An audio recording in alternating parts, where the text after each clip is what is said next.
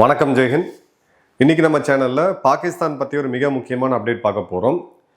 பாகிஸ்தானுடைய பாதுகாப்புத்துறை அமைச்சர் கவாஜா ஆசிஃப் அவங்களுடைய பாராளுமன்றத்தில் நடத்திய வீர உரை. இந்த வீர உரை அப்படின்றத விட கதறல், குமுறல், ஆதங்கம் இது எல்லாமே ஒரு சேர பார்க்க முடிஞ்ச ஒரு மிக முக்கியமான உரை.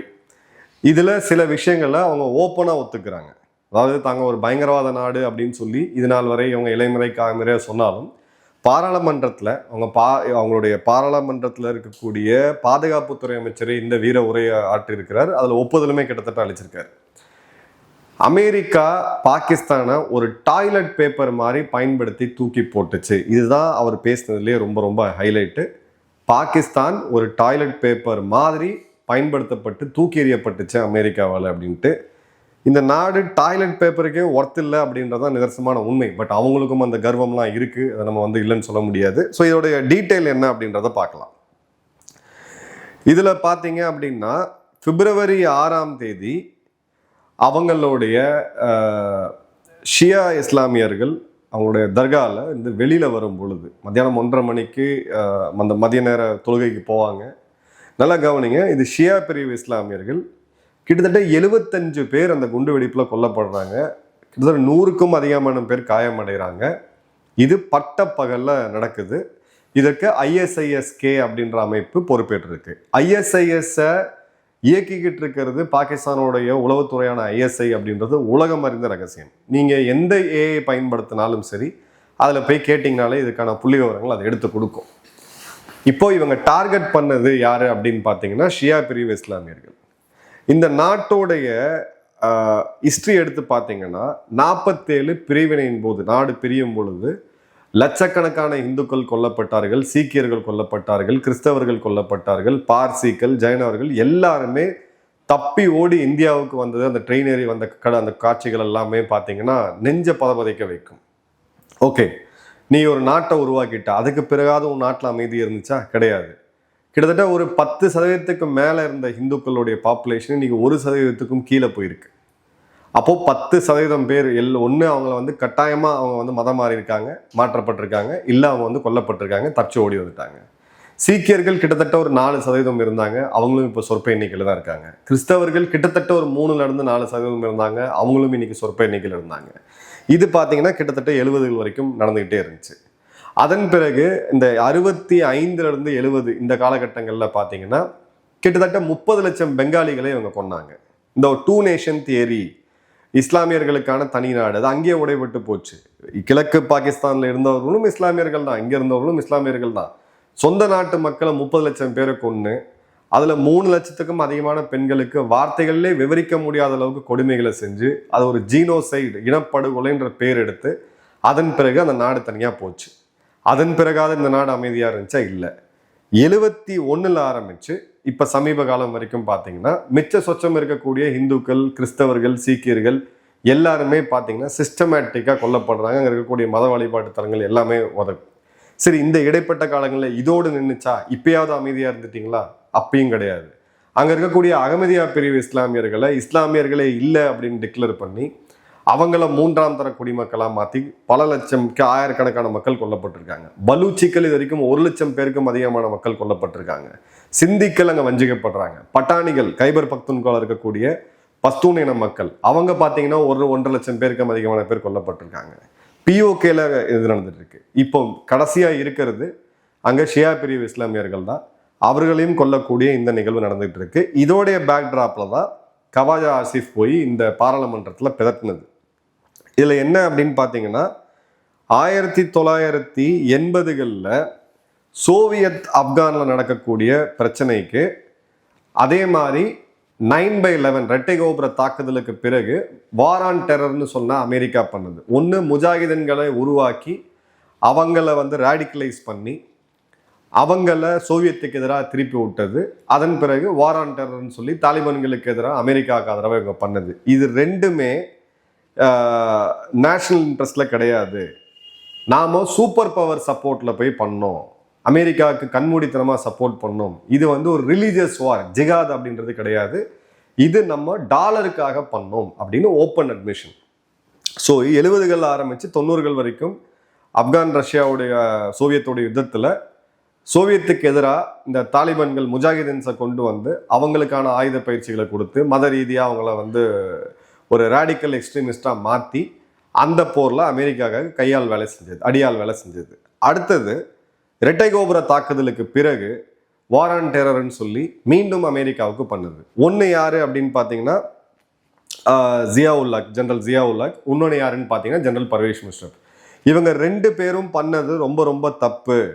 இந்த இடத்துல அமெரிக்காவுடைய அந்த எய்ட் அப்படின்றது இங்கே பயங்கரவாதத்தை உருவாக்கணும்னு தான் அவங்க கொடுத்தாங்க. ஒரு நாட்டை வந்து பயங்கரவாதத்தை பயன்படுத்தி வீழ்த்தக்கூடிய அந்த வேலையை பண்ணாங்க. நாம் நம்மளுடைய எஜுகேஷன் சிஸ்டமில் இன்வெஸ்ட் பண்ணாமல் நாம இந்த மத ரீதியான இருக்கக்கூடிய இந்த மிலிட்டன்சி, அதாவது பயங்கரவாதத்தை ப்ரொமோட் பண்ணக்கூடிய வேலையை நம்ம பண்ணோம். இதுதான் வந்து இன்னைக்கு இருக்கக்கூடிய நிலைமைக்கு, பாகிஸ்தான் இருக்கக்கூடிய நிலைமைக்கு முக்கியமான காரணம். கவாத் ஆசிஃப் சொல்றது 100க்கு 100 உண்மைதான்.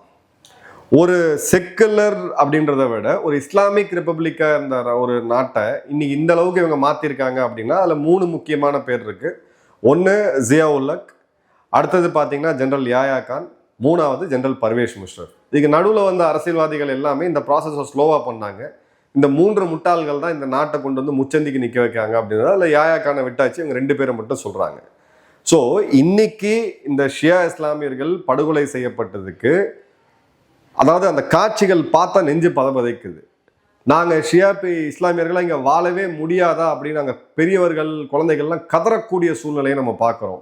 இந்த அளவுக்கு கொடூரமான தாக்குதலுக்கு கவாத் ஆசிஃப் சொல்றது அமெரிக்காவுக்காக பாகிஸ்தான் காசு வாங்கிட்டு பண்ண இந்த டர்ட்டி வேலை, இந்த வேலையில மக்களை ரேடிகலைஸ் பண்ணது தான் இன்னைக்கு பெரிய பூதமாகி நம்ம மக்களை கொண்டுகிட்டு இருக்கு அப்படின்னு சொல்லி இவங்களுக்கு ஒரு புதுசா ஒரு ஞானோதயம் வந்து வந்திருக்கு. ஏன்னா ஐஎஸ்ஐ தான் நேட்டோ சப்போர்ட்டோட இந்த முஜாஹிதீன்ஸை ட்ரெயின் பண்ணாங்க. முஜாஹிதீன் சண்டை போட்டாங்க, அவங்க வேலை முடிஞ்சது, சோவியத் வீழ்ந்துருச்சு, தாலிபான்களோட அந்த போரும் முடிஞ்சு போச்சு.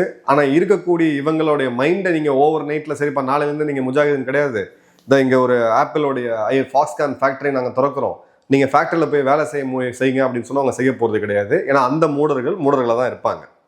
இதெல்லாம் இவங்க எதுக்கு அடிப்படையாக செஞ்சாங்க அப்படின்னா இந்த காஷ்மீர் மீது இருக்கக்கூடிய பைத்தியகரத்தனமான மூடத்தனமான ஒரு வெறி, அதன் பிறகு இந்தியாவை எப்படியாவது வீழ்த்தணும், அமெரிக்கா கிட்ட பணத்தை வாங்கிட்டு அந்த ஆயுதங்களை வச்சு இந்தியா கஸ்வாயிந்த் இந்துக்களை கொல்லணும், இந்தியாவை வீழ்த்தணும், காஷ்மீரை மீட்டெடுக்கணும்.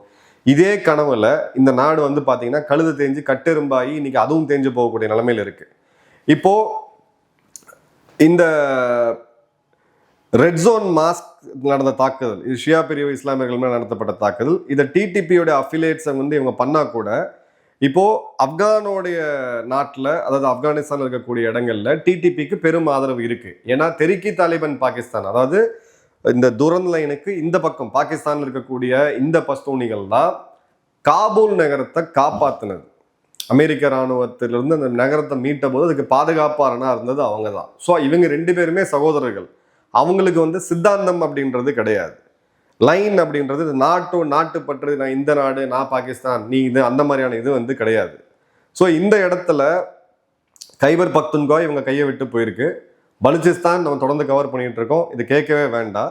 ஸோ இதே மாதிரி பார்த்தீங்க அப்படின்னா இவர் என்ன சொல்றாருன்னா, தாலிபானோடைய இப்போ இருக்கக்கூடிய தலைவர்கள் 10 பில்லியன் பாகிஸ்தான் ரூபாய் வந்து கேட்டாங்க டிடிபியை அவங்க நாட்டிலேருந்து பாகிஸ்தானுக்கு மாத்துறதுக்கு, அதுவுமே கேரண்டி கொடுக்கல அப்படின்ட்டு.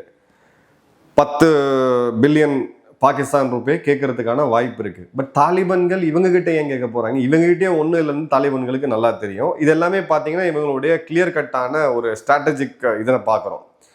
ஓகே, இப்போ 2025 ஆகஸ்ட் மாசத்துல ஆரம்பிச்சு ஆப்ரேஷன் சிந்தூருக்கு பிறகு இவங்களுக்கு ஒரு பயங்கரமான ஹனிமூன் பீரியட் கிடைச்சது. அமெரிக்காவுடைய ட்ரம்போட நேரடி தொடர்பு, என்னுடைய பெஸ்ட் ஃபேவரட் ஃபீல்டு மார்ஷல், வாளாட்டிக்கிட்டு 2 பேரும் போய் பக்கத்தில் நின்று ஃபோட்டோ எடுத்துக்கிட்டது, கனிம வளங்களை பெட்டியில் போட்டு போய் சூட்கேஸில் போட்டு போய் திறந்து காமிச்சது, ஒரு பாகிஸ்தானோடைய பிளாக் செயின் கிரிப்டோ கரன்சி கான்ட்ராக்டை வந்து ட்ரம்போடைய சொந்தக்காரங்களுக்கு கொடுத்தது, இந்தியாவுக்கு எதிராக இவங்க அமெரிக்கா எடுத்த அந்த பொருளாதார நடவடிக்கைகள், டாரிஃப் இன்க்ரீஸை செலிப்ரேட் பண்ணது, அதன் பிறகு காசாவோடைய போர்ட் ஆஃப் பீஸில் இவங்க ஜாயின் பண்ணுதுன்னு சொல்லி பயங்கர குஷியாக குஜாலாக இருந்தாங்க.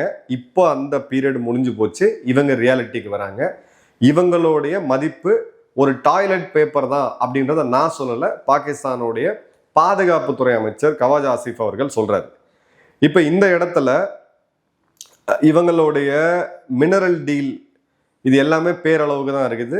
எந்த அமெரிக்க நிறுவனம் பாகிஸ்தானில் இறங்கி அதுக்கு உண்டான வேலையை துவங்கினதா எந்த விதமான ஒரு ரெக்கார்டுமே கிடையாது. காசாவில் இருக்கக்கூடிய போர்ட் ஆஃப் பீஸில் பாகிஸ்தானை உள்ளே விடக்கூடாது அப்படின்றதுல இஸ்ரேல் ரொம்ப தெளிவாக இருக்கிறாங்க. துரோகிகளெல்லாம் நம்ப முடியாது அப்படின்னு சொல்லிட்டு. ஸோ கிளியர் கட்டாக இந்த காஷ்மீர் அப்சஷன், காஷ்மீர்னு சொல்லி பைத்தியம் பிடிச்சி பித்து பிடிச்சி போய் இவங்க சுத்தினது இந்த நாட்டை கொண்டு வந்து இங்கே விட்டுருக்கு அப்படின்றத பார்க்கலாம். அதே மாதிரி இவங்களுடைய மிகப்பெரிய ஃபேமஸான ஒரு இது ஜியாவுல்லக் அந்த டைமில் பார்த்தீங்கன்னா, ப்ளீட் இந்தியா வித் 1000 cuts, இந்தியாவோட நேரடியாக சண்டை போட்டு ஜெயிக்க முடியாது, 1000க்கும் அதிகமான பிளேடால் ஒரு மனுஷன் உடம்புல கீறினா அந்த மாதிரி கீறி இந்தியாவை வந்து சிதைக்கணும்னு சொல்லி கடந்த ஒரு 20-30 வருடமாக எல்லை தாண்டிய பயங்கரவாதத்தை, மத ரீதியான பயங்கரவாதத்தை இந்தியா மீது தொடுத்து கிட்டத்தட்ட 80,000 பேர் நம்ம வந்து இந்த மாதிரி ஒரு லூஸ் பண்ணியிருக்கிறோம். இது எல்லாம் பண்ணி இவங்களால இது பண்ணி ஏதாவது இடத்துல வந்திருக்காங்களா அப்படின்னு பார்த்தீங்கன்னா கண்டிப்பாக கிடையாது. 2% தான் எங்களுடைய ஜிடிபி growth. பணவீக்கம் அப்படின்றது தொடர்ந்து 8-10% இருக்குது.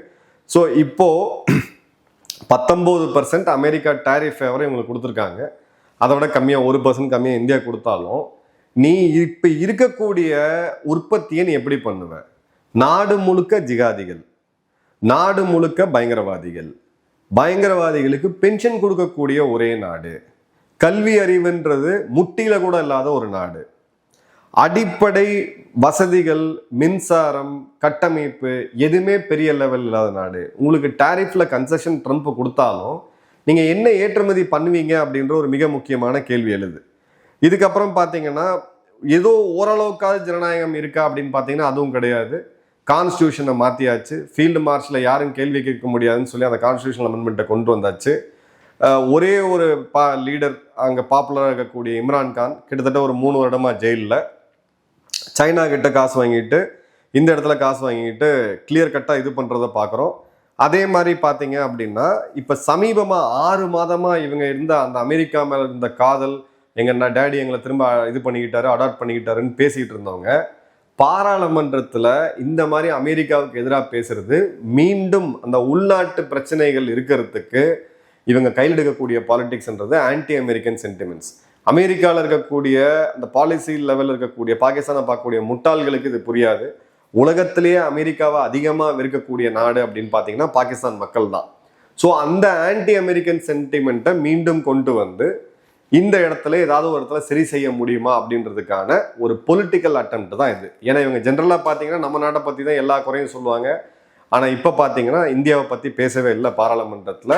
அமெரிக்காவுக்காக தான் நம்ம இந்த மாதிரி கேவலமான வேலைகளை செஞ்சோம், அமெரிக்காவுக்கு தான் பயங்கரவாதத்தை செஞ்சோம், அந்த பயங்கரவாதத்தால் இப்போ நம்ம நாடு பாதிக்கப்பட்டிருக்குன்னு பிளேட்டை மாற்றும் போது ஒன்று இவங்க சைனாட்டேருந்து காசு வாங்கிட்டு இந்த இடத்துல பேசுகிறாங்க, இல்லை அமெரிக்காவை மீண்டும் ஒரு ஆன்டி அமெரிக்கன் சென்டிமெண்ட்டை உருவாக்கி அதில் குளிர் காஞ்சு நாட்டை எப்படியாவது காப்பாற்றலான்னு பார்க்குறாங்க. ரெண்டுமே நடக்க போகிறது கிடையாது. வெயிட் பண்ணி பாருங்க. நன்றி, வணக்கம், ஜெயன்.